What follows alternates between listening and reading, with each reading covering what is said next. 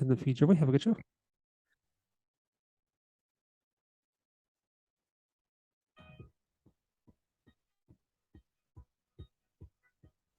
Welcome to Habits for Happiness with Lady Fuller. The path to happiness is paved with healthy habits. We spend much of our lives searching for happiness when the key we're looking for is right there inside of us. We can discover that key through habit change, which you're about to learn about. Now, here is your host, Lady Fuller. Welcome to Habits for Happiness, the show where we discuss habits you can employ in your daily life to make you happier. Here on Habits for Happiness today to talk about the habit of how we talk to ourselves with compassion rather than criticism, and how we can talk to ourselves to be our own best friends is best-selling author Dr. Kristen Neff. Welcome, Dr. Neff. Oh, thank you for having me, lady. Very happy to be here. Welcome. And I just want to introduce you. You have a beautiful bio, and it's long, so I won't give all of it. But the high points is Dr. Neff received her doctorate from the University of California, Berkeley, and is currently an associate professor of educational psychology at the University of Texas at Austin. And in addition to many famous talks and books, she is the best-selling author of the book Self-Compassion, The Proven Power of Being Kind to Yourself. And she's also the best-selling author of Fierce Self-Compassion, How Women Can Harness Kindness to Speak Up, Claim Their Power, and Thrive. And in conjunction with her colleague, Dr. Chris Germer, she has developed an empirically supported training program called Mindful Self-Compassion, which you guys call MSC, am I right? Yes. Yes, and is taught by thousands of teachers worldwide. And they co-authored the Mindful Self-Compassion Workbook, as well as teaching the Mindful Self-Compassion Program, a guide for professionals. Dr. Neff is also co-founder of the nonprofit Center for Mindful Self-Compassion. And just so you know, Dr. Neff, I found you about 8 years ago. There was like an online course you did with Brene Brown that I took. Oh, yes. Yeah. I'd have to go back and look at when the date of that was, but it had to be like 6 or 7 years ago. It was a while ago, yes. And it was life-changing. So famous, so she could show time for people like me. Well, it was pivotal for me and my ability to change the bully in my head, or at least quiet the bully in my head. So thank you for being here. It's an honor, truly. Well, I'm happy to be here. Yeah. And so I guess my first question, and it is really for everyone, is, obviously you've written a lot about self-compassion. And so it makes sense that you would choose this habit because everybody talks about a habit that's important to them. But when you started out, why did you choose self-compassion as the focus of your work, your life's work? Well, because I needed it myself. Yeah. So I didn't come up with the idea. I learned about self-compassion when I learned mindfulness meditation. And it was a really stressful period in my life. It was actually when I was finishing up my PhD. And I was kind of a mess. I was a bit of a basket case. And I wanted to find some way to reduce my stress. And I learned mindfulness meditation was good for stress. And the meditation course I took was taught in the tradition of Thich Nhat Hanh, a famous Zen master, who always emphasized the importance of turning the lens of compassion inward as well as outward. And so I tried it. I tried being kinder and more supportive toward myself. And I was just amazed at the immediate difference it had in my ability to cope. And it didn't make me lazy or complacent. I started motivating myself with encouragement as opposed to, you better do this, you better shape up or ship out, And I was just really struck by the effectiveness of the practice. It took a while to figure out mindfulness meditation. Right. The idea of being friendly to myself, for me anyway, came much more quickly. And then so when I got a job at UT Austin, I thought I wanted to do research on it. And I had actually had some experience researching self-esteem in some postdoc work, and realized it was the perfect alternative to self-esteem. So they're both, in a way, you might say, a sense of worthiness. You're worthy of compassion. Right. But the worthiness that comes from compassion is just because you're a flawed human being, deserving of kindness like every other human being, whereas self-esteem is about being special and above average, about achieving, about, success rather than failure. So what the research showed and what I found in my own life was it was a much more stable and really a healthier source of self-worth than judging and evaluating yourself positively, which most people's self-esteem comes from.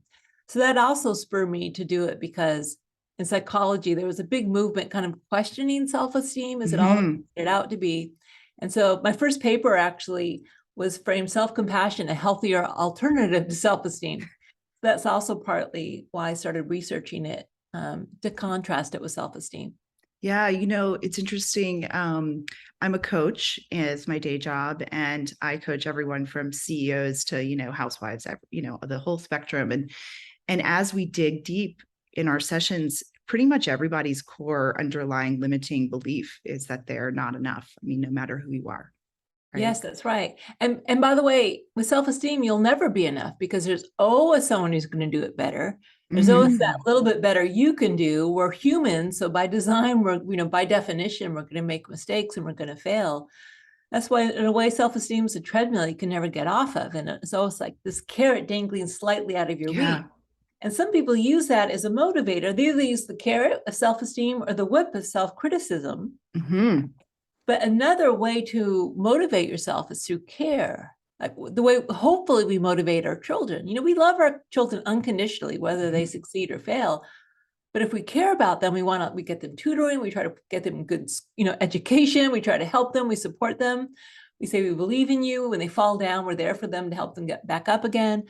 I mean, that type of support and warmth and encouragement. And by the way, it's not sugarcoating. It's not saying, oh, you're doing fine, when maybe you aren't doing fine. I mean, it's the difference between you're okay, even though maybe your achievements or your behaviors you'd like to improve. Yeah, So, I mean, it occurred to me, I've read your book actually many times, but I re-listened to Self-Compassion this week.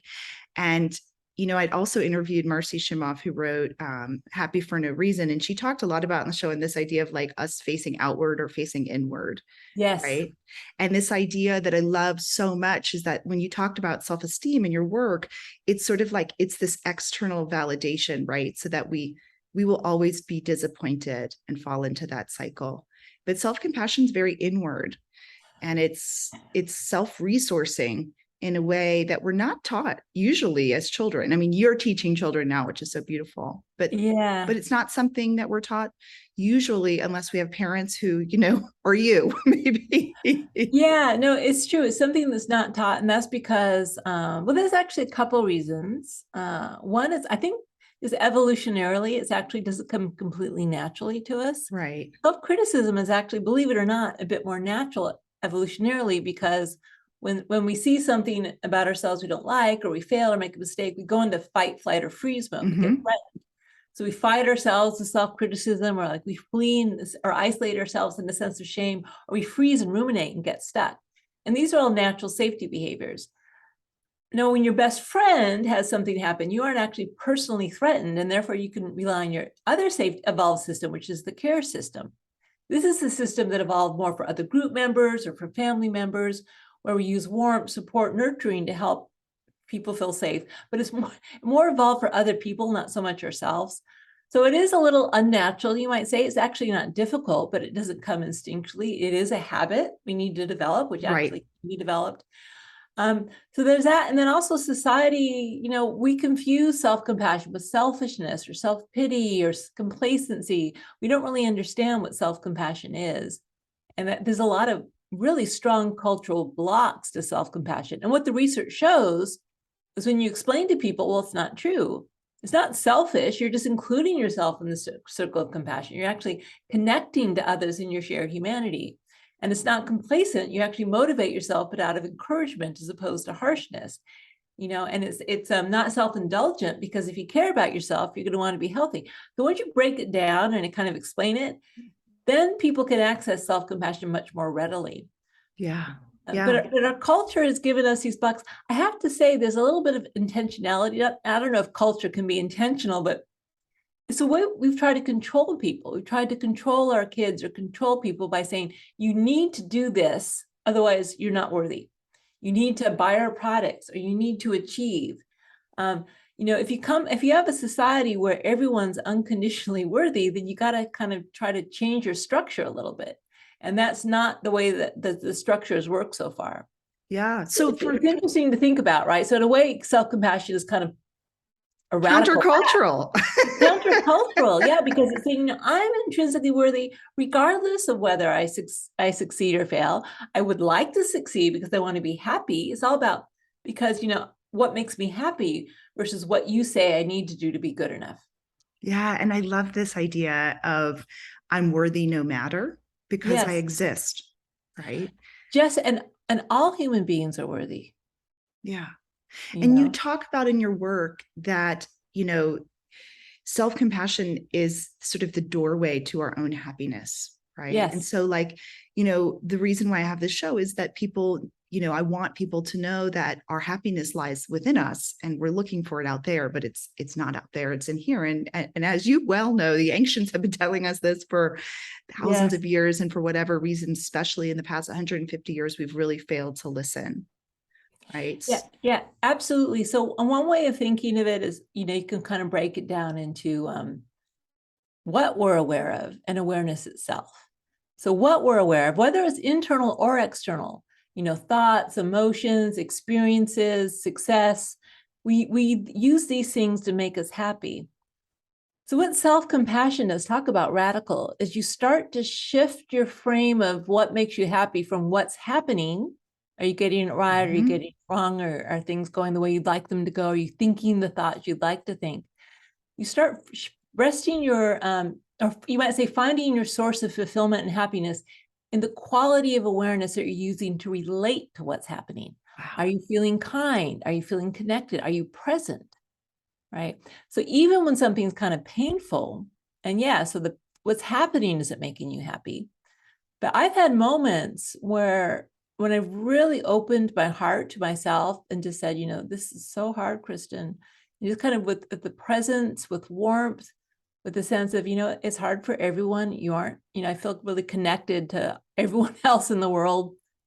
That is a source of happiness. That's why self-compassion, even though by definition, the word passion in Latin means to suffer, is how are we with our suffering, right?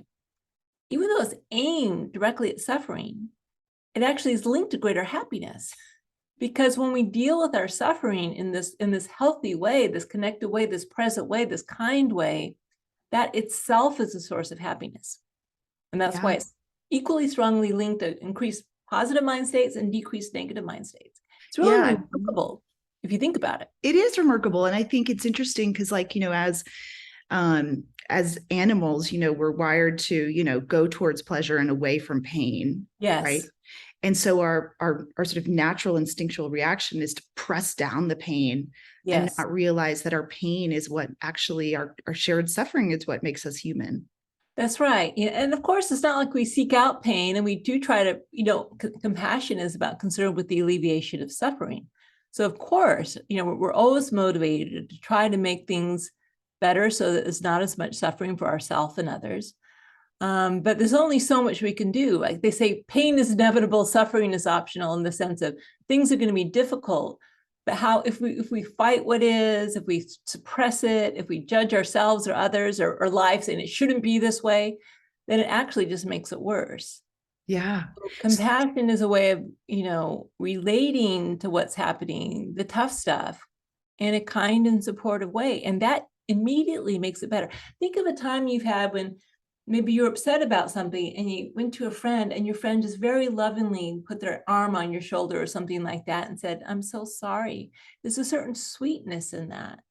Again, not that you're going to choose to seek out those difficult situations, but you learn to derive your happiness from the love that's holding the pain, as opposed to making your experience pain-free, which is, good luck with that one. You can try your best, but, let me know when you've achieved that, right? Yeah, totally. And so, for listeners who may understand logically this concept, right? So, so many of my coaching clients come to me trying to drop the behavior of the inner critic. I mean, they're just like, oh my gosh. And I always sort of say, which I believe I learned in your course, is that if we met our inner critic on the street, we would not be friends with that person. We would be like, please go away. You are not someone I'd be friends with. But how do we have to befriend it, right? Yes, right. First of all, it's natural. I mean, this is the thing. It's not like you're the only one with an inner critic. I think there is a biological origin to it. Again, it comes from the threat defense system. This part of us is scared wants us to be well and thinks that the way to do it is to control your behavior by being a bully, right? Yeah. Or by pointing out a danger in the only language it knows how, which is like, watch out, you're gonna Totally. I mean, it's intentions to keep us safe. It is. And that's why we need to think it. So in an exercise we do in our course, we actually explore, well, how is it trying to keep us safe? Even though it's not very effective, actually keeping us, it's not nearly as effective as self-compassion in keeping us safe. But, this is an evolved part of us, kind of an older part of the brain, using the only way it knows how. So we kind of learned, well, how is it trying to help me? Thank you. And sometimes it has some useful information. Constructive criticism is good. Just that you are a worthless failure that's not so helpful. About the behavior, what's not working, that's actually useful, and so the bully in my head's even meaner, so I don't know. Yeah, well, yeah. So, and we do sometimes need to draw boundaries and stand up to this part of ourselves as well. It's not that that's not a place for it. There is, but we don't want to cut off and alienate any part of ourselves, because these parts have all evolved for a reason, and usually the reason of safety. That's how things work. So we kind of befriend it, think it, but also make room for another voice, a voice that comes out a little more naturally with other people, right? So I think best friends is the best context, because our children, sometimes or our spouses, because we're kind of so stuck with them. But a friend, kind of by definition, is someone with a mutually supportive relationship. And if you stop being that way, they're probably going to stop being your friend. So it's a really good context for what it looks like, a supportive relationship. And you probably wouldn't say to your friend to try to motivate them, you stupid fat slob or whatever. Sorry for using that term. I didn't mean to. No, it's totally well. Fine. No, it's actually not okay. I really you've met the voice in my head, I think. Yeah. Well, no. I mean, I'm just saying. I mean because that's a slur. I don't want to repeat a slur, but just to show how embedded that is in our Of course. Culture. Of course. Incredible, mean, hurtful slurs. And I apologize if anyone's hurt by it, because it is a slur. And we use these mean, hurtful slurs with ourselves. Hopefully you wouldn't say that to a friend you cared about. No, right? We didn't have any friends. Right. And you would be supportive, and what do you need, and how can I help? And, and you're worthy just the way you are. And, if your friend wanted to make some changes, you would say, okay, great. How can I help? Hopefully, ideally. Yeah.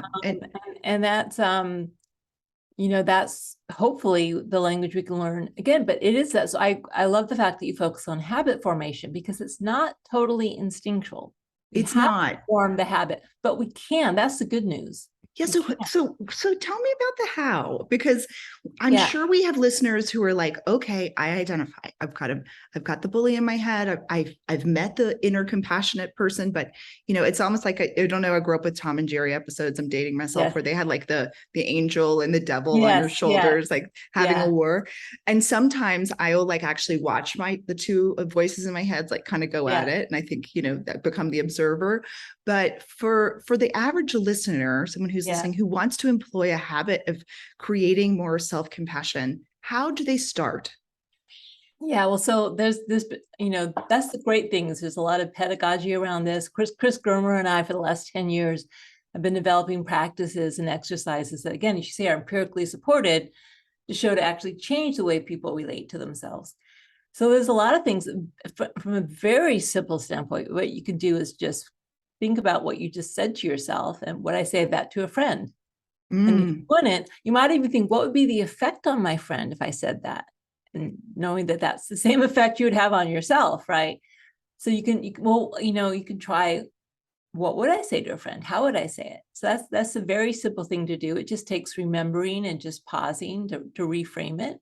By the way, when you first do this, it feels fake or phony. But only because we just aren't used to doing it with ourselves. And also, we aren't saying people get very confused. We aren't saying that our behaviors are fine. They may not be. Our situation is fine. It may need some change, but we're fine. I actually talk about this as tender and fierce self-compassion. Tender self-compassion is about accepting ourselves unconditionally, accepting the fact that we have difficult emotions. Can we be with those as they are?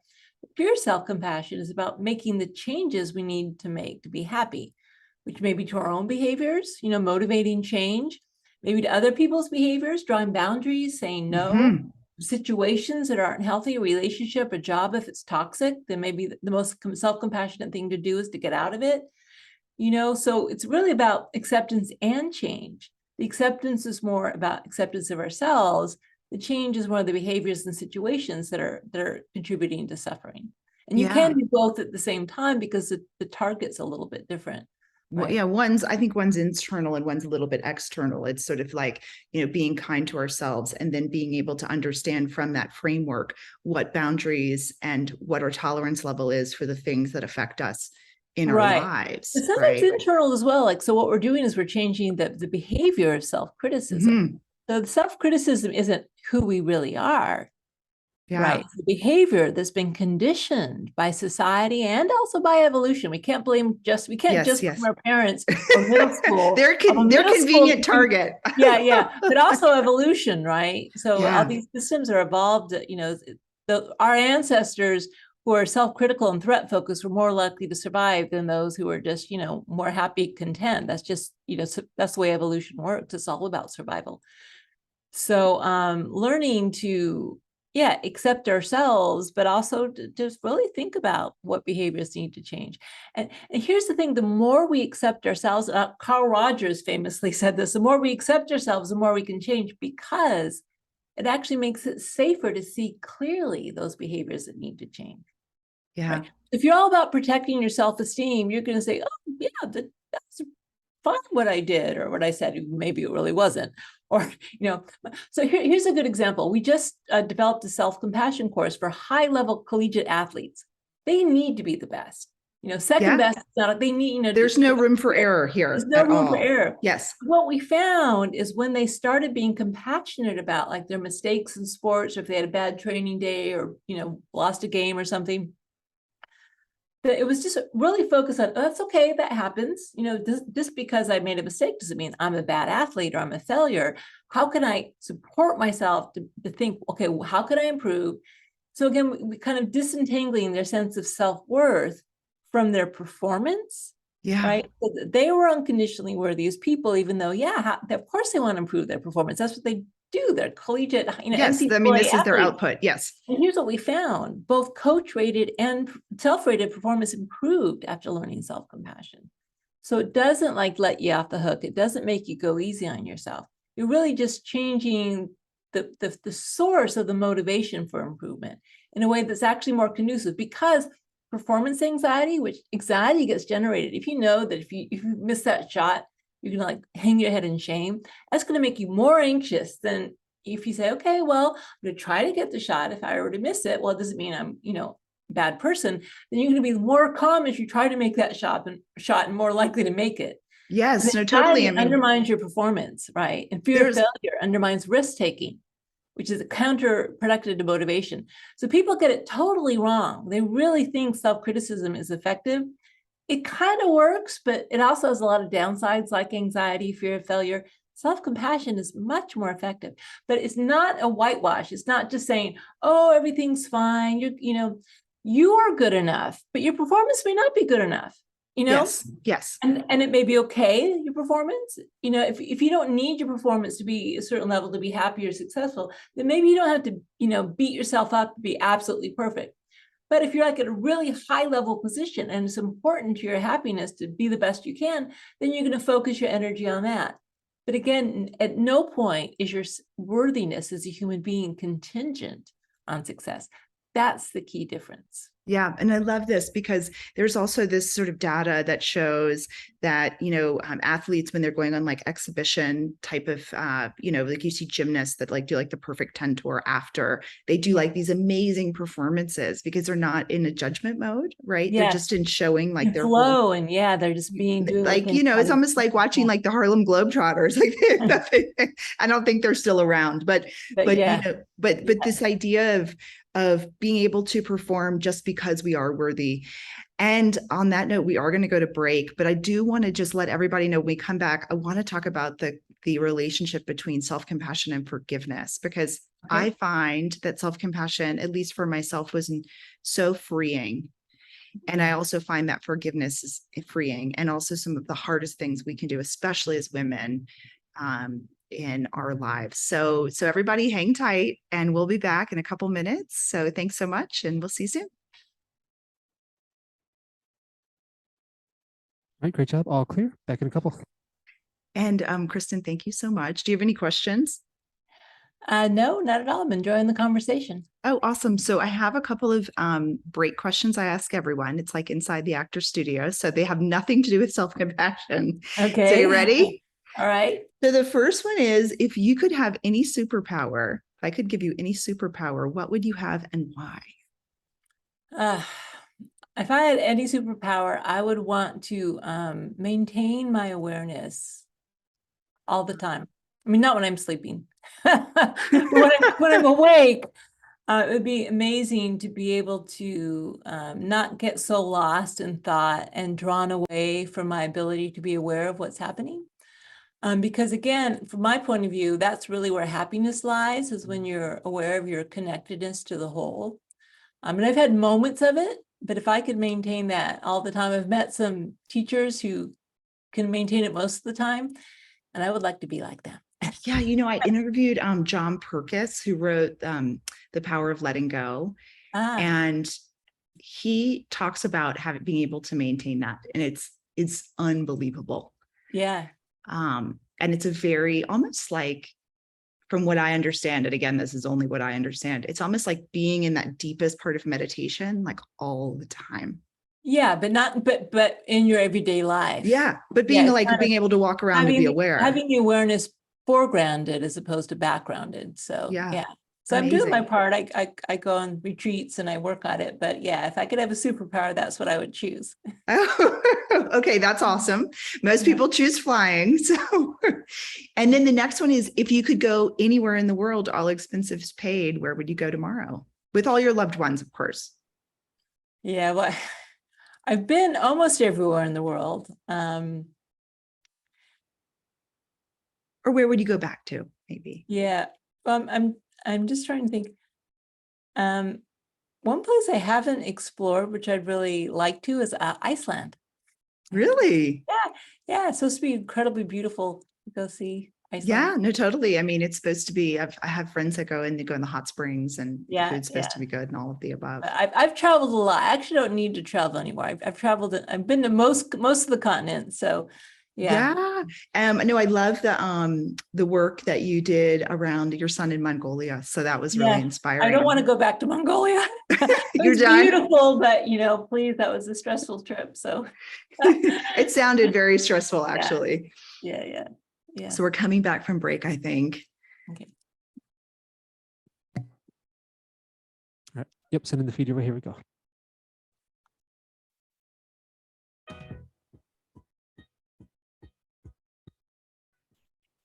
You are listening to Habits for Happiness. To reach the show today, call into 1-888-346-9141. That's 1-888-346-9141. Now, back to our program, and here again is Lady Fuller. And we are back to Habits for Happiness. Thanks, everyone, for hanging in there. We're here with Dr. Kristen Neff talking about the beautiful habit of self-compassion. And Kristen, I would love to talk first, before we talk about forgiveness, about one of my favorite topics, that is about stories. So, the stories, the mental construct in our heads is what sort of holds us back, in my opinion. This is, of course, only my opinion, from being kind to ourselves. And I like to tell my clients, and I don't know if this is based in data, but like 90% of the stories in our heads are not true. I always say, like, most of the shit you make up is not true. And I'm sorry for cursing, but it isn't, right? And my question is, how does self-compassion dismantle the stories in our heads? Yeah, so again, by shifting the focus, right? Because often the stories in our heads are about, are we good enough? Or are we safe? Or, what trying to understand things cognitively. And actually, self-compassion is less of a cognitive process, although, of course, there is some thought. And it's actually more of a heart opening. We often say in self-compassion teaching, see if you can drop out of your head into your body. It's more of an embodied practice where we're actually feeling the warmth right? You Mm. can't really think warmth. You can think, am No. I good enough? Am I whatever? But feeling the warmth. And so that's one way to help dismantle the stories is by just I kind of intentionally dropping into your body. We really encourage, for instance, touch as a way to communicate compassion. I mean, the words are also helpful, but touch, because actually as human beings, we evolved to interpret touch as the main signal of care. First 2 years of life, babies don't have language. All the communication of care Interesting. is done through touch. And our bodies are designed, our physiology, our skin is designed to respond to caring touch. So we try to encourage people to use touch, to get into their body, and to try not to think so much, again, of the content of the storyline, and just feel the warmth, feel that sense of, so there's actually 3 components of self-compassion. There's mindfulness, there's a sense of connectedness, common humanity, and then the kindness. And one way of describing that is loving, connected presence. So when we're in a state of self-compassion, we're in a state of loving, connected presence. And that's that's not really about a storyline, right? We have that loving, connected presence to whatever is happening, positive, negative, or neutral. Right? Yeah. So that's one way to try to disengage. I love that. We have a lot of practices that help. You Yeah, have to and practice it. It's not natural, like I said. it's not natural. No, not and natural, no. and let's talk about forgiveness, because this is Okay. a topic that I encounter. I run a women's group, and we get to the end of the course and we broach Yeah. this topic, and we have to, I tell people, they're like, why is this part of the course? And I said, well, it's part of the course because if we don't cross this hurdle, we can never actually have an open heart, right? Our heart needs to be open in order for us to feel the joy and happiness. And you write a lot about this. Yeah. And so tell me about how self-compassion can lead to forgiveness, or what's the relationship there between both? Yeah. And I think both self-forgiveness and other forgiveness, both are equally Yeah. important. So Yes. self-compassion, I would say, is part of forgiveness. Forgiveness is actually might be one step further. So if you define forgiveness, and people define it different ways, but as letting go of any sort of resentment, or letting go of some of the emotions of resentment, bitterness that might be there. You need to feel the pain before you get to forgiveness. Unfortunately, a lot of people may use forgiveness as a type of spiritual bypass. I'm just Yeah. going to forgive that person because I don't want to feel the uncomfortable feelings. No, I'm you just have to be ready. Yeah, no, I know this. I'm going to forgive myself because I just don't really want to think about it anymore. So self-compassion, it's a step on the road to self-forgiveness, but self-forgiveness is kind of a further step. And sometimes we may never get there, right? Sometimes some hurts are just so big that we may never be at the point where we're ready to forgive. But we can hold the pain. You have to hold the pain with compassion before you can forgive. Right? You can't miss the step of compassion for the pain. So for ourselves, is compassion for the pain. You have to feel the pain that we've caused others. You can't forgive yourself without first really taking it in. Wow, I really hurt that person, and feeling the incredible pain of that. Or with other people, you have to take in the pain of the hurt they've caused you. You can't use forgiveness just to avoid the pain. You got to feel the pain. And the only really safe way to feel the pain is in kind of the warm, supportive stance when you're holding your pain with self-compassion. So there's self-compassion, and there's also really important, and this is part of compassion, again, technically, is concerned with the alleviation of suffering. So the fierce self-compassion part of it is a commitment not to let the harm be repeated as much as possible.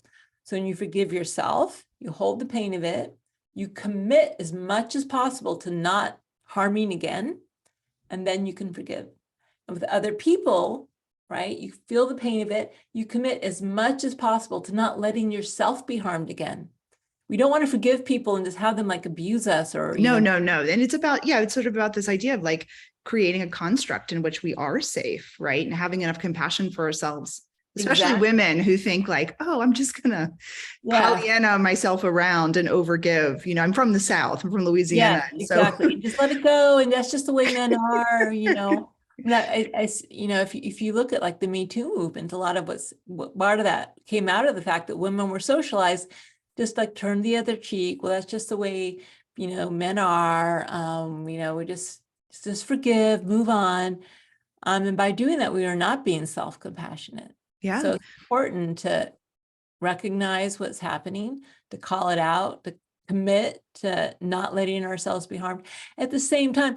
So this is why we need the integration of fierce and tender self-compassion. So we need to stand up for ourselves and draw boundaries, but with an open heart. And again, what we're doing is the people, men or whoever, or anyone, any perpetrator of injustice, they are still human beings worthy of compassion, but their behaviors cannot be tolerated. So because if you look at like the great social justice leaders, people like Gandhi or Martin Luther King Jr., or, Mother Teresa, they always made that distinction. I'm going to stand up for justice, but I'm not going to cut anyone out of my heart, because if you start doing that, then you're just contributing to the harm. Anytime well, then we become righteous, right? Yeah, we can't dehumanize anyone. All human beings are worthy of compassion, ourselves and others. But our behaviors, as much as possible, we need to try to make our behaviors so that they aren't contributing to suffering. Yeah. So an interesting topic, and you touch on this in your work, is can we be fully compassionate to others if we aren't compassionate to ourselves first? Yeah, so it's an interesting question. If you just look at it empirically, like the correlation, when I've done this in my research, between the level of compassion for ourselves and others, they actually aren't correlated. In other words, there's a lot of people who are compassionate to others and not self-compassionate. And I would feel uncomfortable saying they aren't really compassionate or they aren't fully compassionate. There are a lot of really, truly, genuinely kind, compassionate people who are not compassionate to themselves. But here's the trick. They won't be able to sustain it. You will burn out. Your cup will run dry if you're this way, right? And so self-compassion, first of all, when you train people to be more self-compassionate, they're able to be even more compassionate to others. Yeah, I was saying, what does it unlock? What does the self-compassion unlock? Because on the surface, there are many people who appear compassionate, but this is like this inner sort of key, lock and key piece. Yeah, so it helps you, but really what the research shows even more strongly is it helps prevent what they call compassion fatigue. It's really not the right word. It's really empathy fatigue. When you're stressed by other people's pain, or you're an overgiver, you're going to become fatigued. And so that's one of the main things self-compassion gives you. It resources you to be able to give without burning out. Yeah. But again, I would feel uncomfortable saying that people who are self-critical are not really compassionate to others. Many people are. So they just treat themselves and others just radically differently. So it's more about integrating the way you treat yourself and others. Yeah. Yeah. Wow. And so if in the world, and this is just sort of a philosophical question, and you're doing this right with children through work, if we can teach children and we can teach ourselves to be more self-compassionate, what will we as a world accomplish? Yeah, so actually we've done more work with teens than we have with children. We're actually still working on rolling out our self-compassion for children program. We did a lot of work for teens though. Could you imagine if you had self-compassion as an adolescent? What a difference it would have made. Yeah, so in terms of what it does is, well, one of the big things is really helping teens to understand that their worth doesn't come from being special and above average, or from having to achieve, that the sense of intrinsic worth, really, because adolescence is so much about who am I a good person, am I worthy, am I popular, am I attractive, all this stuff. That's really huge, shifting that sense of focus away from the externals toward this intrinsic sense of worth. It also does things, for instance, we've done a lot of work with teens who are, not gender, who are gender alternative, either, transgender or non-binary, and also the LGBTQ plus community. So just kind of that whole community, no matter how people identify, either sexual orientation or gender identity, who really have a hard time, because it's hard for all adolescents to find their place in the world. But if you aren't, normal, so to speak, in terms of your sexual orientation, or you aren't cisgendered, and you get bullied, and you know what I mean? It just makes it so hard. And what we found is that it really helps having self-compassion, right? Again, understanding that your worth is intrinsic. It doesn't matter what people think of you. You know, your worth is there anyway. Helps people stand up to bullying, not be so devastated by bullying. Really Mhm. empowers youth. And there's some research, this is really important. You know, so self-compassion is a way we hold pain. And of course, if the pain's really bad, sadly, some people consider ending their lives as a way to Mhm. deal with the pain. And one of the things self-compassion does is reduces suicidal ideation. Yeah. It gives you another way to be with the pain, you know, other than just ending it that way.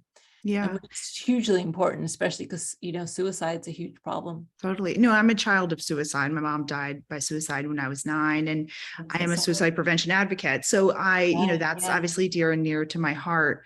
Yeah. But the idea too is that if we are worthy, as a culture, if we feel that way and we can teach our children and Yeah. others that we're all sort of worthy no matter, like, Yeah. what does that do for us as a culture? Does that mean that we become less judgmental and then therefore just a greater sense of acceptance, right? Yeah, well, I don't think we've done that social experiment yet, because most of us are still pretty. I'm ready. I'm ready. So at a small level, I mean, in terms of a culture change, we taught self-compassion to a group of healthcare workers at a children's hospital. And hospitals are not a self-compassion friendly culture. It's a culture of self-sacrifice. It's all about how many shifts did you work without sleeping? And, you know, it's all about helping others, helping the patient. And we actually created a culture shift. So instead of like the nurses and doctors kind of like, how many shifts did you work? It's like, you need to take a break. You need to take care of yourself. It actually changed the understanding that taking care of yourself actually enabled you to better take care of others. It helped you, you know, and that, so it actually helped change the culture in a supportive way that even who didn't even take our training started to be more self-compassionate. And we also know that it's kind of contagious. If you model self-compassion for others, they think, oh, that's a good way to be with yourself.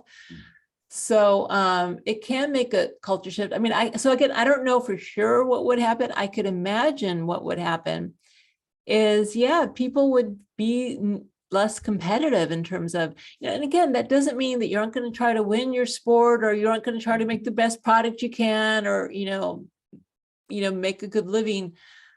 But once the sense of self-worth is unattached to these things. Yeah. It's like you almost have this like plexiglass, right? So it's the ability to sort of actually not waste our precious finite energy on the self-sabotage part. Does that make sense? That's right. Yeah, I think we'd be just, if not more, successful, and, you know, we'd probably waste a lot less time.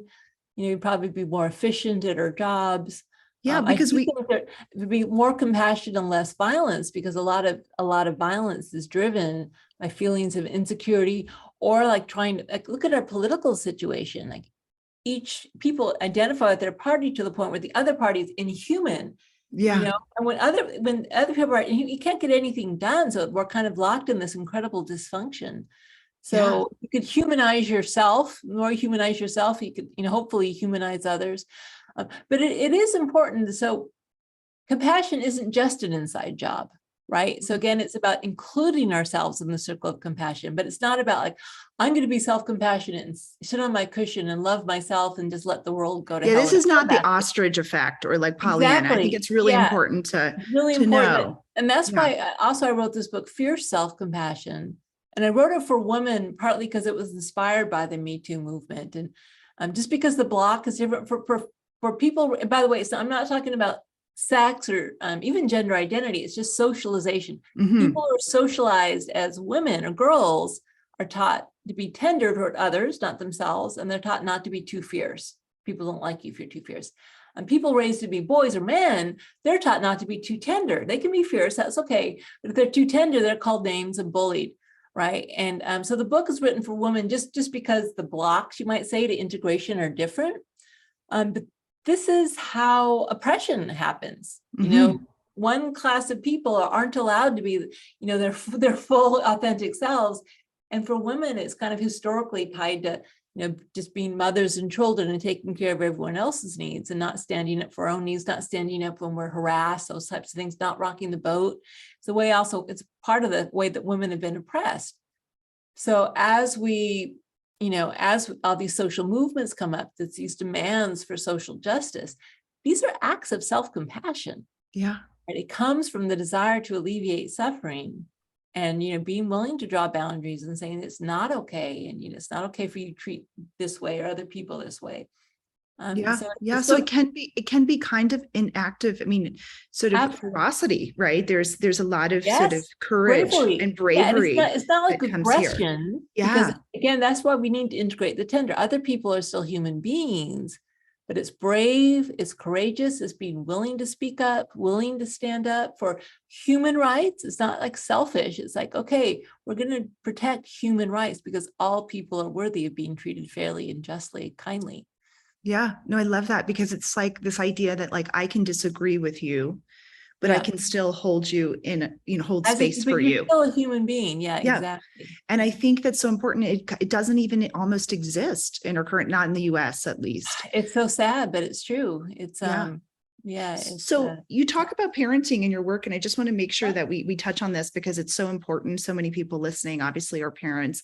If we want to start teaching self-compassion and not self-esteem, which is a different thing, to our children at home, what's the smallest step we can take to do that? Yeah. So first of all, as parents, the best way to teach your children self-compassion is to practice self-compassion and to model it. Lead by example. Yeah, and this works a couple different ways. And one, first of all, as a parent, I can tell you it will help you be a better parent because you're going to make mistakes as a parent, and it will help resource you. And if you're supportive and encouraging toward yourself when you make mistakes, you'll be more able to correct them. But also, especially what happens is, so for my son, for instance, he's autistic. And although he has autistic people have some trouble perspective taking, but they're actually very empathic. That's one of the reasons they shut down. But so parents and kids, there's a lot of mutual empathy, right? They're aware of our moods, regardless of what we say, just like we're aware of their moods, regardless of what they say. This is the human brain. It's built for empathy. So what you cultivate inside is actually communicated to other people, even if you don't say anything. You may try to hide it. Some people are better at not hiding it. Some people are better than others. We Yes. actually resonate with the other people's internal mind states. That's how the human brain works, and especially parents and children, because we're so close. So if you're like frustrated and self-judgmental and angry or anxious, that's kind of what your kids are resonating with, right? But if you're kind, supportive, warm with yourself, that's what your kids are resonating with. And what I used to do, because my son, when he was younger, he'd have a hard time regulating his emotions. All kids do, but especially because of the autism. So I would actually help to regulate his emotions by regulating my own reactions to his emotions. He would have a tantrum, I would focus on, of course, I would try to help him, but I would actually focus on myself, trying to be, this is really hard. I don't know what to do. It's okay. I'm here for myself. And I would get calm and soothe myself, which actually helped my son calm down. And then, of course, I would also try to teach him explicitly, skills of self-compassion. He's actually pretty self-critical. Didn't learn it from me. That's just the old threat defense system. He thought he watched cartoon bullies and thought he could bully himself into not making mistakes. So it is a natural behavior. It's not just learned. Over time, he's 20 now. He's learned. Wow. He's learned to be much more self-compassionate, but took a while. So modeling it out loud. So for instance, if you break a glass or you make some mistake, it's a perfect opportunity to model self-compassion. Oh, I love that glass. Oh, I'm sad. Well, it's okay. These things happen. It's only human. How can I help repair the situation? Right. So just little things like that. If you say, oh, I'm such an idiot in front of your kid, that's what you're modeling for that kid. Yeah. If you think it's better than saying it out loud, but they're still kind of picking up on it, through their mirror neurons. So really, but another thing is when your kids are learning about friendship, which happens around seven, make sure you also include the idea that you need to be a good friend to yourself. It's not just a good friend to others. We also need to be a good friend to ourselves. And you can say, would you say that to your friend? What would you say to your friend? And so as they're learning about friendship with others, they can also learn about friendship with themselves. And this is important for adults too, everyone. For adults too. Friendship with Exactly. ourselves. Friendship with ourselves. And so, Yeah. Kristen, and as we go to close, so I definitely want you to let us know, how can people, if they want to incorporate your work into schools, because this, I think, is where you already have changed the world, but can change the world even more by people understanding how they can bring your work into potentially schools for teens or groups for teens. Yeah, so we have a program called Mindful Self-Compassion for Teens. Okay. It's not, it's some people are doing it in the schools. It tends to be more like an after-school activity now. Okay. We teach it online. And we're actually working on a program to get in the schools for children. Unfortunately, teachers are already so overburdened, and there's so many reasons why it's hard to get into school. So I don't think you need to wait for that. It'd be great if you could Right. incorporate it. Just more if you're an individual teacher or parent, you can just start dropping this in your language. I used to teach a college course of self-compassion that I can't tell you how many people said it was the most important class they ever took at the university. You should go back and teach it. But if people want to find this course for children, where can they find it? Okay, so the best place to find courses at the Center for Mindful Self-Compassion. You can Google that, or it's the Center for MSC.org. Mm-hmm. You can also go to my website, just Google self-compassion, selfcompassion.org. I have a lot of resources there. You can test your own self-compassion level. There's research, there's guided practices, and there's also a link to the Center for Mindful Self-Compassion there. So now so much of the training is online, so it's very easy to access no matter where in the world you are. There also might be a trained mindful self-compassion teacher in your area who teaches a live course. It's not happening as much after the pandemic as it used to, but it still goes on. So there's a lot of training resources. Also, just picking up a copy of the Mindful Self-Compassion Workbook. You can read through it and just, try out a couple of the exercises with your kids or your classes or, other people. Again, there's been a lot of work done on how to do this. It's not just a good idea, it's a practice. And there's been a lot of practices developed to, again, empirically supported to help you develop this new habit. Yes, it's a habit. And just I want everyone to know that when I learned this, it was completely life-changing. And I could not help other people for a living if I didn't learn this first. It was like it unlocked something else in me. Yeah. And I just want everyone to know that this is definitely a habit worth practicing, and I believe can change the world. So because, through that compassion, we can then learn to be, without boundaries, compassionate for others, which is how we have, life and world change. That's right. Yeah, we're all part of a larger whole, and not just people, the planet as well. Of course, how we treat everything, right? Exactly. And so, Dr. Neff, thank you so much for being here. It's been such an honor. And please join us next week, everyone, for another powerful habit that can change your life. Thanks so much. Thank you.